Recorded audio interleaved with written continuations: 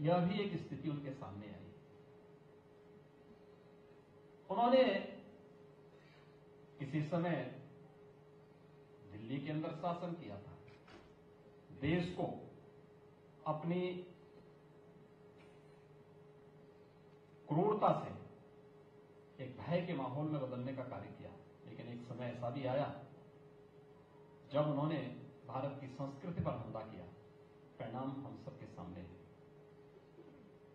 अलग विषय है, समय के अनुरूप चीजें बदलती गई, वे वापस आती गई। लेकिन महत्वपूर्ण है, जिसकी ओर अभी लोकसभा की पूर्व माननीय स्पीकर ने हम सबका ध्यान आकर्षित किया। हमले होंगे, और ऐसा नहीं कि पहली बार हो रहा है। देवासुर संग्राम इसी बात को लेकर था, धर्म और धर्म के बीच ही था, सत्य और असत्य के बीच में ही था, न्याय और अन्याय के बीच में हमेशा हुआ है। आप चले जाइए देवासुर संग्राम में, चले जाइए राम रावण के युद्ध में, आप चले जाइए महाभारत में, आप आ जाइए। ये लगातार हर कालखंड में, हर युग में ये हुआ है। तो ब्रिटिशर या मुगल आक्रांताओं के हमलों को और बाद में लगभग 200 वर्षों तक ब्रिटिशर की गुलामी को झेलने के लिए मजबूर होना पड़ा। यहां की जनता तब तक सहती रही जब तक कि उसकी संस्कृति पर सीधे हमला नहीं हो रहा था। याद करिए, अंग्रेजों के खिलाफ पहला हमला और पहला स्वातंत्र समर, जिसे हम प्रथम स्वातंत्र समर कहते हैं, कब हुआ? 1857 में। और वह क्यों हुआ? क्योंकि गाय की चर्बी और सूअर की चर्बी से बने हुए कारतूस भारतीय सैनिकों को दे करके उनकी आस्था के साथ, उनकी संस्कृति के साथ सीधे सीधे हमला करने का प्रयास हुआ था। और तब करिए, मुगल इस देश में तब तक आराम से शासन करते रहे जब तक उन्होंने मंदिरों पर हमले नहीं किए थे। जब मंदिरों पर हमले हुए तो उनके पतन भी आते हुए दिखाई दिए। मैंने सुना है कि औरंगजेब के वर्तमान पूर्वज कोलकाता में रिक्शा चलाने का काम कर रहे हैं। यानी यह भी एक स्थिति उनके सामने आई। उन्होंने किसी समय दिल्ली के अंदर शासन किया था, देश को अपनी क्रूरता से एक भय के माहौल में बदलने का कार्य किया। लेकिन एक समय ऐसा भी आया जब उन्होंने भारत की संस्कृति पर हमला किया। परिणाम हम सबके सामने है। अलग विषय है, समय के अनुरूप चीजें बदलती गई, वे वापस आती गई। हमीरपुर में खूनी हाईवे की पहचान बन चुका नेशनल हाईवे 34 कई वजह से दुर्घटनाओं का हब बना हुआ। रखरखाव का जिम्मा संभाले पीएनसी कंपनी इन वजहों को जानते हुए भी आग बंद किए हुए है। वहीं हाईवे में एक्सीडेंट का एक हब प्रेम नगर है। यहां पर संचालित जेके सीमेंट के बाहर खड़े होने वाले ट्रक आए दिन वाहन चालकों की मुसीबत बन रहे हैं और दुर्घटनाओं का शिकार होते हैं। नेशनल हाईवे 34 में आए दिन होने वाले हादसों के पीछे तमाम कारण हैं। इनमें एक कारण हाईवे किनारे खड़े होने वाले वाहन भी है। हाईवे में इंगोहटा सुमेरपुर के बीच बसा प्रेम नगर एक्सीडेंट का हब है। यहाँ आए दिन हादसे होते रहते हैं। जब से यहाँ पर जेके सीमेंट फैक्ट्री बनी है तब से हादसों में इजाफा हुआ है।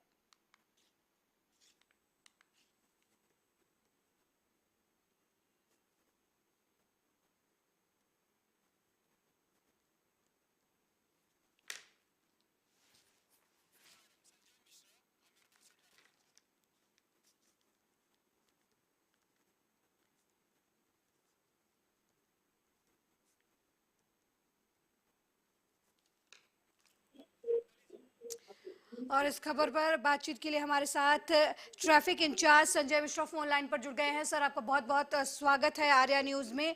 सर, प्रेम नगर में जेके फैक्ट्री का सीमेंट का फैक्ट्री है, वहां पर गाड़ियां खड़ी होती है जिसके वजह से आए दिन जो है एक्सीडेंट के मामले सामने आते रहते हैं। तो ऐसे लोगों पर किस तरीके की कार्रवाई आपके प्रशासन की तरफ से की जा रही है?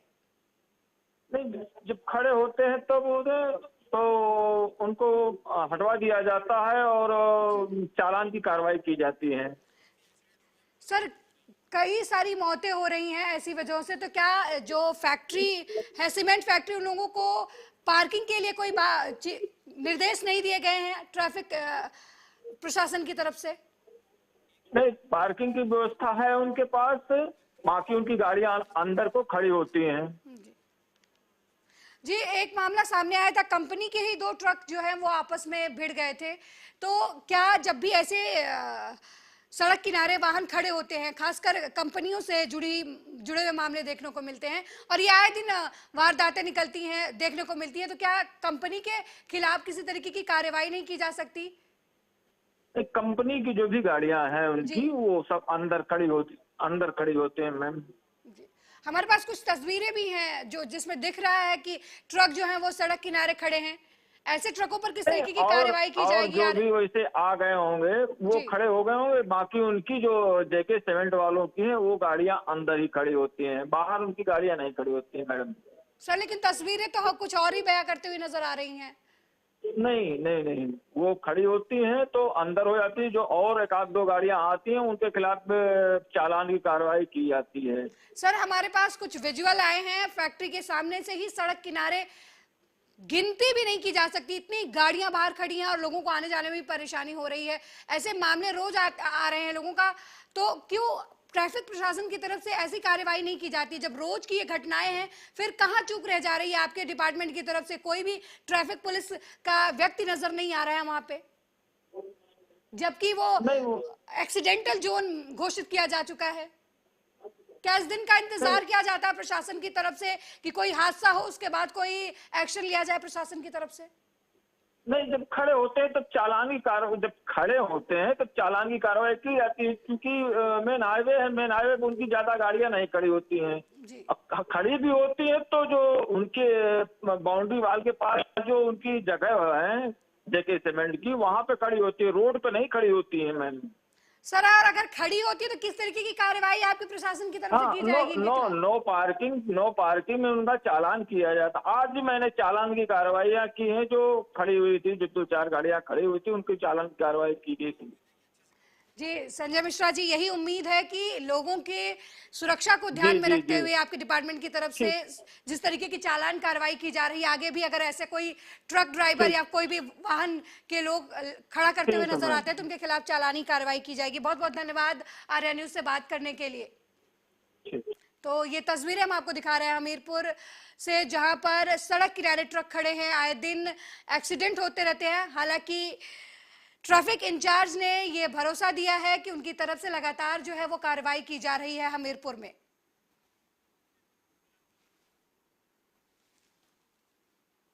पहचान बन चुका नेशनल हाईवे 34 तमाम वजहों से दुर्घटनाओं का हब बना हुआ है। रखरखाव का जिम्मा संभाले पीएनसी कंपनी इन वजहों को जानते हुए भी आंख बंद किए हुए है। हाईवे में एक्सीडेंट का एक हब प्रेम नगर है। यहाँ पर संचालित जेके सीमेंट फैक्ट्री के बाहर खड़े होने वाले ट्रक आए दिन वाहन चालकों के लिए मुसीबत बनते हैं और दुर्घटनाओं का शिकार होते हैं। नेशनल हाईवे 34 में आए दिन होने वाले हादसों के पीछे तमाम कारण स्वतः ही देखने को मिलते हैं। इनमें से एक कारण यह भी है कि हाईवे किनारे खड़े होने वाले वाहन रेंगोटा सुमेरपुर के मध्य बसा प्रेम नगर एक्सीडेंट का हब बना हुआ है और जब से यहाँ पर जेके सीमेंट फैक्ट्री का निर्माण हुआ है तब से हादसों में इजाफा हुआ है। इसके पीछे सबसे बड़ा कारण यह है कि फैक्ट्री में माल लादने और उतारने आने वाले ट्रक हाईवे पर खड़े रहते हैं और वाहन चालकों के लिए मुसीबत बनते हैं। लेकिन फैक्ट्री प्रबंधन के साथ साथ जिम्मेदार हुक्मरान भी जानकर अनजान बना हुआ है। वीडियो जर्नलिस्ट दिनेश के साथ सत्यम सिंह, हमीरपुर। वहीं हरियाणा के रेवाड़ी से खबर है। बता दें, रेवाड़ी मिड डे मील कार्यकर्ताओं ने अपनी मांगों को लेकर जिला सचिवालय पर धरना प्रदर्शन किया है। इस दौरान सभी ने सरकार के खिलाफ जमकर नारेबाजी की और अपनी मांगों को लेकर डीआरओ को मुख्यमंत्री के नाम ज्ञापन सौंपा।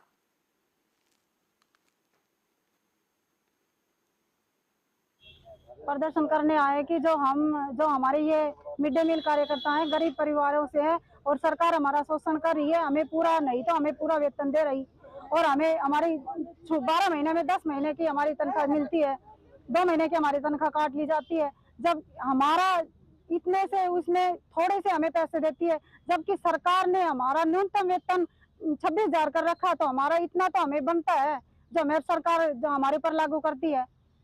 और हम तो सरकार से बार बार वो प्रदर्शन धरना सब कर रहे हैं, तो हमारी सरकार कुछ नहीं सुन रही है। अगर सरकार हमारी नहीं सुनती है, हम बार बार रिक्वेस्ट कर रहे हैं कि हमारे गरीब परिवारों से हैं, विडो, तकरीबन हमारी बहनें विडो घर से हैं और उनके छोटे छोटे बच्चे हैं, इनसे ही हमारा गुजारा होता है।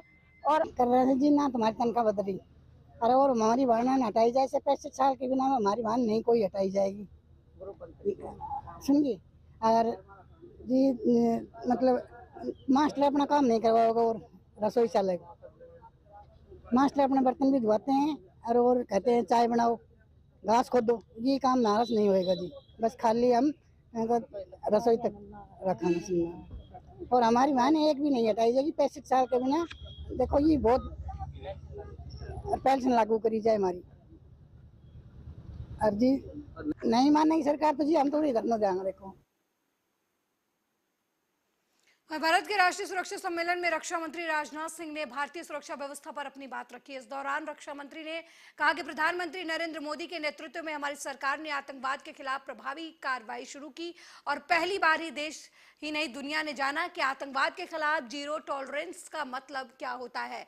हमने आतंकवाद की फंडिंग पर रोक लगाई है, हथियारों और ड्रग्स की सप्लाई पर रोक लगाई है और आतंकवादियों के सफाई के साथ साथ जो भूमिगत वर्कर्स या नेटवर्क्स यहाँ काम करते हैं उन्हें भी छिन्न भिन्न करने का काम हो रहा है। 2 वर्षों का कार्यकाल हमारे प्राइम मिनिस्टर के नेतृत्व की सरकार का गुजरा है।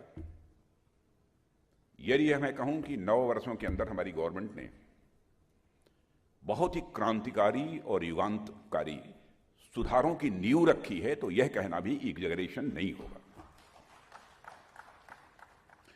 अचीवमेंट्स तो गवर्नमेंट के बहुत सारे हैं। मैं समझता हूं कि आप लोगों में से बहुत सारे लोगों को गवर्नमेंट के अचीवमेंट्स की बुकलेट भी उपलब्ध हुई होगी, लेकिन सब मिला जुला कर मैं ये कह सकता हूं कि 9 वर्षों में एक बहुत बड़ा काम यह हुआ है कि अंतर्राष्ट्रीय जगत में भारत की प्रतिष्ठा बढ़ी है। अंतर्राष्ट्रीय जगत में भारत का कद बढ़ा है।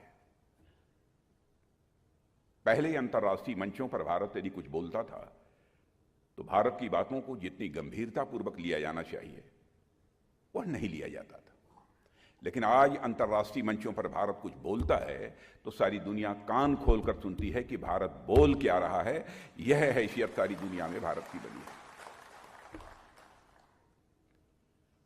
भारत की प्रतिष्ठा का अंतर्राष्ट्रीय जगत में मूल्यांकन करना हो, हमारे प्राइम मिनिस्टर की जो इस बार की विदेश यात्रा थी, इसके पहले की जो उनकी विदेश यात्रा थी, उस दौरान भी आप देखें एक कंट्री का प्राइम मिनिस्टर यह कहता है अब्बास हैं। दुनिया का जो सबसे ताकतवर देश अमेरिका माना जाता है, अमेरिका का प्रेसिडेंट मिस्टर जो बाइडेन यह कहते हैं ग्लोबली आप इतने पॉपुलर हो कि आपका ऑटोग्राफ लेने की इच्छा हो रही है। और पापुआ न्यू गिनी का प्राइम मिनिस्टर अपनी respect from inner core of heart express करने के लिए वो पैर छूता है। पैर छूना यह कोई छोटी बात नहीं है। यह जो कुछ भी हुआ है, मैं समझता हूं कि इन सब सारे लोगों ने भारत के प्रति सम्मान की अभिव्यक्ति की है। हर भारतवासी का यह सम्मान है। यह केवल प्राइम मिनिस्टर का ही सम्मान नहीं है। यह हैसियत भारत की बनी है और बड़े उत्साह के साथ भारत अब तेजी से आगे बढ़ रहा है। और मुझे तो प्राइम मिनिस्टर की वह बात याद आती है जब उन्होंने कहा था 2014 में हम और वह, मैं पार्टी के राष्ट्रीय अध्यक्ष के रूप में, वो प्राइम मिनिस्ट्रियल कैंडिडेट के रूप में एक सार्वजनिक सभा में मौजूद थे। उन्होंने कहा था सौगंध मुझे इस मिट्टी की, देश नहीं मिटने दूंगा, देश नहीं झुकने दूंगा। यदि मैं कहूं कि हमारे प्राइम मिनिस्टर ने जो कुछ भी उस समय सौगंध ली थी, कसम खाई थी, उसको लेटर एंड स्पिरिट में उसका निर्वाह किया है, तो यह कहना भी एग्जैगरेशन नहीं होगा। आर्थिक दृष्टि से यदि आप देखें, 2014 में जब हमारी गवर्नमेंट बनी थी तो उस समय इकोनॉमी की साइज के मामले में भारत दुनिया में लगभग 10वें-11वें स्थान पर खड़ा था। लेकिन 9 वर्षों के अंदर ही हमारा भारत वहां से जंप लेकर दुनिया की टॉप 5 कंट्रीज में आकर खड़ा हो गया। मैं देख रहा था मॉर्गन स्टैनले, एक फाइनेंशियल फर्म है जो कि पहले भारत के बारे में कहती थी कि बहुत ही आर्थिक दृष्टि से यह कमजोर देश है, और उन्होंने एक टर्म कॉइन किया था, फ्रेजाइल 5। तो फ्रेजाइल 5 में कुछ कई कंट्री थी, ब्राजील था, इंडोनेशिया थी, साउथ अफ्रीका, उसमें भारत का भी नाम रखा था। 2013 की बात मैं कर रहा हूं, जब मॉर्गन स्टैनले, इस फर्म ने पूरे वर्ल्ड की इकोनॉमी की चर्चा करते हुए यह बात कही थी, और उसी में उन्होंने एक फ्रेजाइल 5 का लड़खड़ाती हुई, टूटती हुई, कमजोर अर्थव्यवस्था की बात कही थी, 5 कंट्रीज की, तो उनमें भारत भी शामिल था। अब जानते हैं वही मॉर्गन स्टैनले फर्म यह कहती है कि इस पॉसिबिलिटी को भी रूल आउट नहीं किया जा सकता कि 2027 आते आते, यानी 4 वर्षों के अंदर भारत दुनिया की टॉप 3 इकोनॉमीज में आकर खड़ा हो जाएगा। वहीं मणिपुर के हालत पर मणिपुर के सीएम एन वीरेन सिंह का बयान सामने आया है। सीएम एन वीरेन ने कहा कि हम केंद्रीय गृह मंत्री अमित शाह से मुलाकात कर उनकी सलाह लेने गए थे ताकि मणिपुर राज्य में सामान्य स्थिति बहाल की जा सके। Opposition will always demand, good or bad, that doesn't bother. Always demand the ruling party, chief minister should resign, ruling party government is bad. It is a natural for the Congress. Nothing to say. Now, immediate effort of the Honorable Home Minister Amit Shah is to restore peace and normalcy in the state of Manipur first. That is the first priority.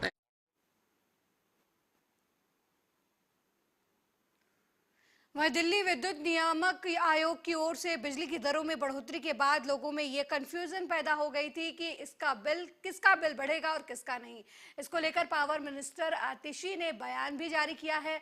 आतिशी ने कहा है कि जिनका bill 0 आ रहा था उनका bill 0 ही आएगा, लेकिन जिनका बिल 200 यूनिट से ऊपर है या बड़े उपभोक्ता हैं उनको 8% अतिरिक्त सरचार्ज देना होगा। इसके साथ ही बिजली के बढ़ते ट्रैफिक टैरिफ को लेकर आतिशी ने केंद्र सरकार पर भी निशाना साधा। आतिशी ने जानकारी देते हुए कहा कि मैं दिल्ली के उपभोक्ताओं को बताना चाहूंगी कि बिजली का बिल 0 आता रहेगा, चाहे सरचार्ज क्यों ना बढ़े। उन्होंने कहा कि केंद्र सरकार की वजह से दिल्ली में टैरिफ बढ़ रहा है, देश में कोयले का दाम बढ़ गया है क्योंकि कोयले की शॉर्टेज है। कोयला खरीदने वालों को 10% महंगा इंपोर्टेड कोयला ही खरीदना पड़ता है। बिजली का दाम बढ़ रहा है जिसकी वजह से उनका बिल चाहे 1% बढ़े, चाहे 4% बढ़े, चाहे 5% बढ़े, दिल्ली के लोग ये जानना चाहते हैं कि ये पीपीएसी की वजह से उनका बिल क्यों बढ़ रहा है। तो मैं दिल्ली वालों को ये बताना चाहती हूँ कि आज जो बिजली का बिल बढ़ रहा है दिल्ली में, उसके लिए सिर्फ और सिर्फ केंद्र सरकार जिम्मेदार है। क्यों है केंद्र सरकार जिम्मेदार?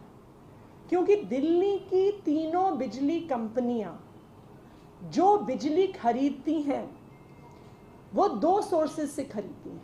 नंबर 1, एनटीपीसी के थर्मल पावर प्लांट से ये बिजली कंपनियां बिजली खरीदती हैं।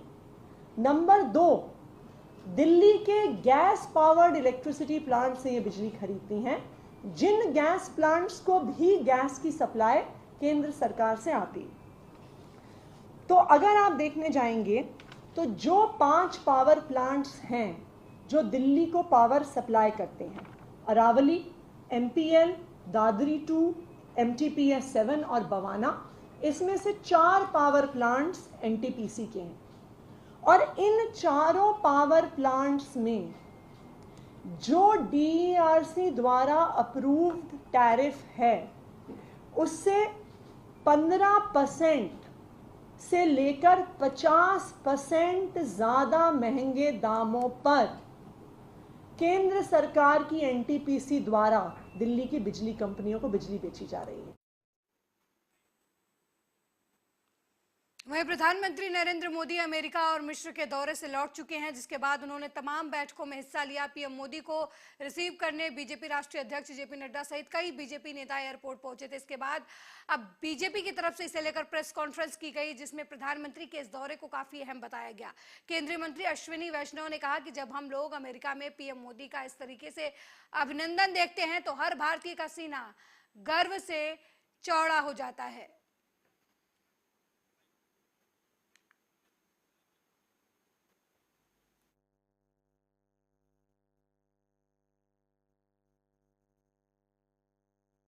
आप सभी जानते हैं अमेरिका एक ऐसा राष्ट्र है जिसके पास पॉलिटिकल पावर है, इकोनॉमिक सुपर पावर है। दुनिया में जो वर्ल्ड ऑर्डर है उस वर्ल्ड ऑर्डर में अमेरिका की एक अलग वजूद है।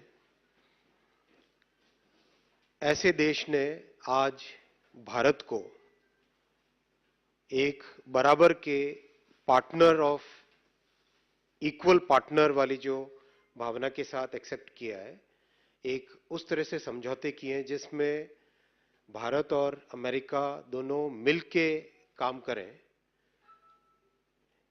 वो एक बहुत बड़ा मेजर, एक बहुत बड़ा अचीवमेंट है।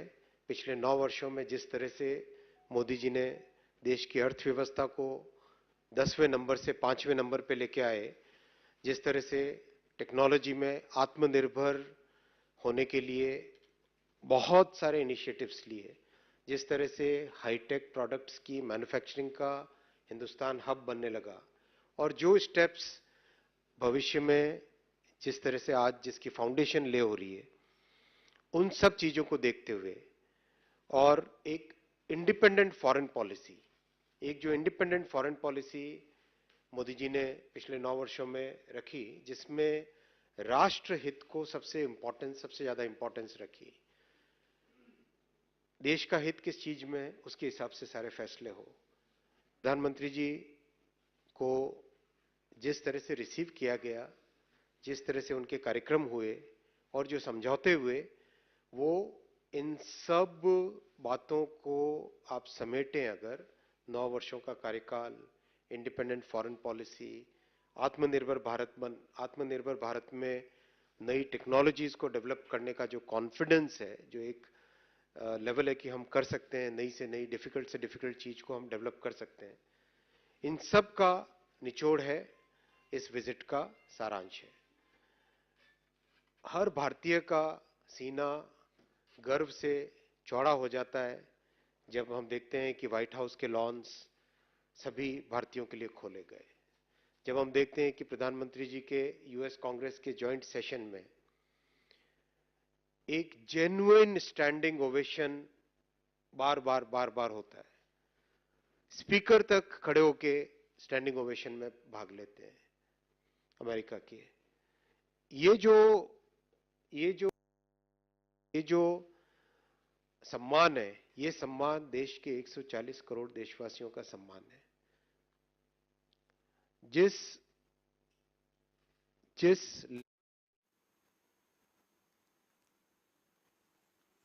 वहीं हमीरपुर पुलिस को बड़ी कामयाबी मिली है। पुलिस ने 4 अंतर्राज्यीय शातिर चोरों को गिरफ्तार किया है। चोरों के कब्जे से पुलिस ने 10 मोटरसाइकिल भी बरामद की है। पकड़े गए चोर चोरी की मोटरसाइकिलों को अलग अलग जिलों में बेचते थे। फिलहाल पुलिस सभी को गिरफ्तार कर जेल भेज चुकी है। ये पुलिस अधीक्षक महोदय के निर्देशन में वाहन चोरों के खिलाफ एक अभियान लगाया गया था इन लोगों को, जिसके क्रम में जरिया एसएचओ की टीम लगी हुई थी, जिसने खेड़ा शिलाजीत गांव के पास जंगल में जो है 4 चोर और 10 मोटरसाइकिलों के साथ पकड़ा गया है, जिसमें ये प्रदीप कुमार, कंधीलाल, दिनेश कुमार और अनिल बसोर, इसमें जालौन के भी लोग हैं। खबर यूपी के हापुड़ से है, जहां हापुड़ पुलिस ने जियो मोबाइल टावरों में चोरी करने वाले 5 शातिर अंतर्राज्यीय चोरों को गिरफ्तार कर लिया है, जिनके कब्जे से चोरी की 17 बैटरी, जिसकी कुल कीमत करीब 20 लाख रुपए है। आपको बता दें कि 250 रुपए नकदी और चोरी करने के उपकरण, घटनाक्रम में इस्तेमाल होने वाले फर्जी नंबर प्लेट की एसयूवी कार भी इस दौरान चोरों के पास से बरामद की गई है। साथ ही एक अवैध असलहा भी बरामद हुआ है। लगभग 5 व्यक्ति ये गिरफ्तार किए गए हैं। ये जो गैंग था ये घूम घूम करके दिल्ली एनसीआर के समस्त क्षेत्रों में जो जियो मोबाइल कम्युनिकेशंस हैं उनकी जो टावर की बैटरीज होती थी उनको ये लोग निशाना बनाते थे और इस बैटरी को ले जा करके दिल्ली के ऐसे इलाकों में बेचते थे जहां चोरी का सामान बेचा जाता था या कबाड़ियों को ये लोग दिया करते थे। इन्होंने ताबड़तोड़ वारदातें दिल्ली में, नोएडा में, गाजियाबाद में, अमरोहा में, संभल में, मुजफ्फरनगर, मेरठ, हापुड़ ऐसे समस्त क्षेत्रों में इन्होंने जा करके लगातार इन्होंने वारदातें करी हैं और लगभग 100 के ऊपर बैटरी जो है इन्होंने अलग अलग जनपदों से चोरी करी है। और वहीं पंजाब सरकार की तरफ से पिछले दिनों नोटिफिकेशन जारी करके पेंशनर ने 200 रुपए विकास फंड में काटने के लिए गए फैसले का विरोध किया है। इसी कड़ी में पंजाब भर में आम आदमी पार्टी के विधायकों और मंत्रियों के घरों के बाहर पंजाब सरकार की तरफ से लागू किए गए नोटिफिकेशन की कापियां जलाई जा रही हैं। इसी कड़ी में बठिंडा में भी विधायक जगरूप सिंह गिल की कोठी के सामने पेंशनर इकट्ठा हुए और नोटिफिकेशन की कॉपियां जलाई और साथ ही सरकार के इस फैसले का विरोध किया। पंजाब ड्यूटी ते पेंशनर जिहड़ा सांझा साडा फ्रंट बनाया मैं जिहदे कन्वीनर है पंजाब सबऑर्डिनेट सर्विस फेडरेशन जी। अज दा ਇਹ ਪੰਜਾਬ ਦੀ ਜਿਹੜੀ ਹੈਗੀ ਹੈ ਕਮੇਟੀ ਬਣੀ ਹੋਈ ਹੈ ਸਾਂਝੀ ਪੰਜਾਬ ਯੂਟੀ ਮੁਲਾਜ਼ਮ ਪੈਨਸ਼ਨਰ ਦੀ, ਉਹਦੇ ਵੱਲੋਂ ਇਹ ਕਾਲ ਆਈ ਸੀ ਕਿ ਸਾਰੇ ਪੰਜਾਬ ਦੇ ਜਿਹੜੇ ਐਮਐਲਏ ਹਨ ਉਹਨਾਂ ਦੇ 12 ਮੂਹਰੇ ਜੋ ਸਰਕਾਰ ਨੇ ਪੈਨਸ਼ਨਰਾਂ ਦੇ ਉੱਤੇ 200 ਰੁਪਈਆ ਜਜੀਆ ਟੈਕਸ ਲਾਇਆ ਹੈ, ਉਹਨੂੰ ਡਿਵੈਲਪਮੈਂਟ ਟੈਕਸ ਦਾ ਨਾਮ ਦਿੱਤਾ ਹੈ, ਉਸ ਦੇ ਖਿਲਾਫ ਅੱਜ ਸਾਰੇ ਅਸੀਂ ਉਸ ਪੱਤਰ ਦੀਆਂ ਕਾਪੀਆਂ ਸਾੜ ਰਹੇ ਹਾਂ। अगली खबर रायबरेली से है, जहां छात्रों के 2 गुटों में आपस में जमकर मारपीट हो गई। इस दौरान स्थानीय लोगों में भगदड़ देखने को मिला। पूरी घटना सीसीटीवी कैमरे में कैद हो गई है। तस्वीरों में आप देख सकते हैं कि किस तरीके से छात्र एक दूसरे पर हमला करते हुए नजर आ रहे हैं।